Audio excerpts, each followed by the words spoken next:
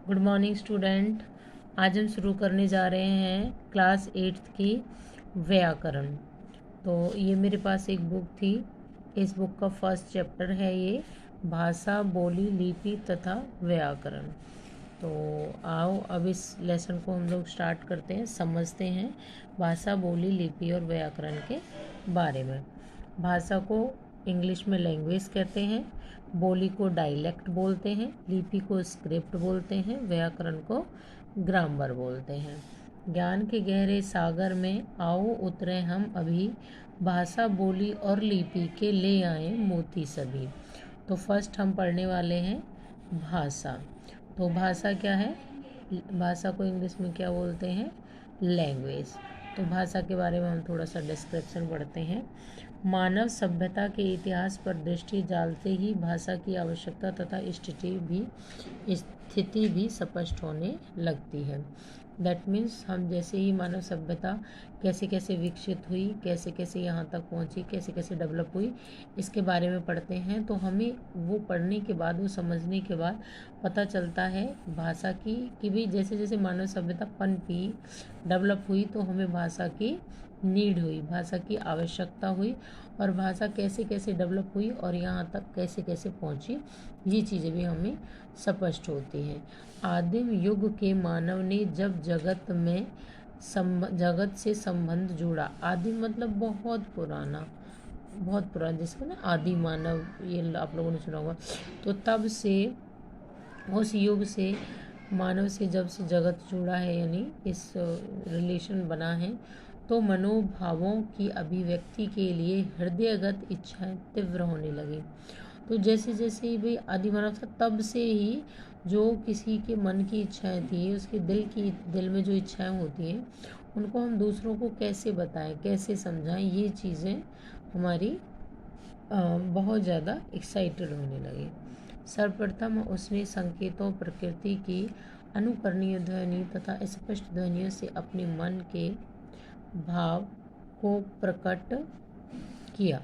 सबसे पहले जो मानव था, उसने संकेतों से यानी इशारों से, प्रकृति की अनुकरणीय ध्वनियों से यानी कुछ कुछ उसने साउंड्स निकाली, ध्वनियाँ निकाली, और कुछ जब वो ध्वनियाँ निकालता था, वो जो ध्वनियाँ थी कैसी सी अस्पष्ट थी, स्पष्ट नहीं थी। इन सब के द्वारा उसने अपने मन के भाव को प्रकट करने की कोशिश की। कैसे? संकेतों से। प्रकृति यानी जिसे बहता हुआ झरना है, उसकी आवाज़ निकाल के।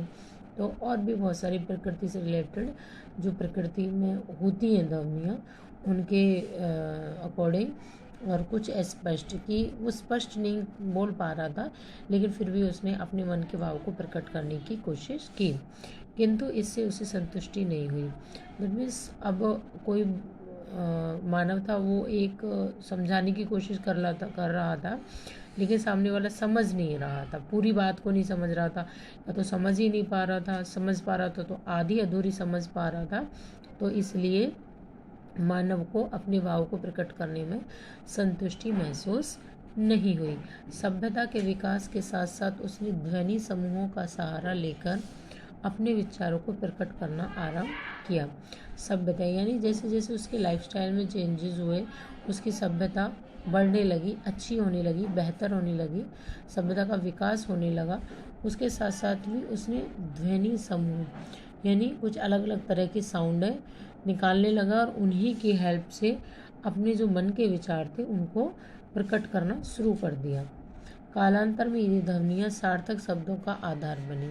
बाद में, कालांतर मीन्स बाद में, जो ये ध्वनियाँ थी जो अस्पष्ट थी, ये सार्थक स्वर यानी मीनिंगफुल वर्ड्स, यानी इन्हीं से जो ध्वनियाँ थी जो पहले अस्पष्ट थी, ये ही बाद में क्या थी? मीनिंगफुल या सार्थक शब्द बनती गई, जिनकी सहायता से वाक्य बनने लगे। पहले क्या बना? ध्वनियों से क्या बना? ध्वनियों से बने शब्द, ध्वनियों से क्या बने?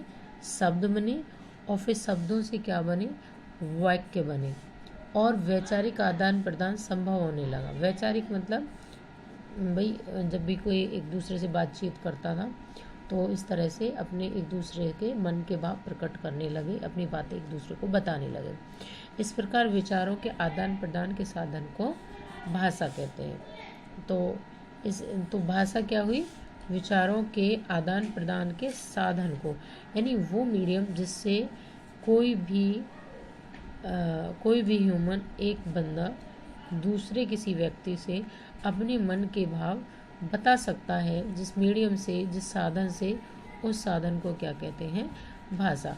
अभी तक आप छोटी क्लासेस में यही ही पढ़ते हुए आए हैं कि अपने भावों को एक दूसरे के सामने प्रकट करने के लिए जिस साधन का प्रयोग होता है, उस साधन को हम क्या कहते हैं, भाषा। तो ये क्या था, भाषा किसे कहते हैं।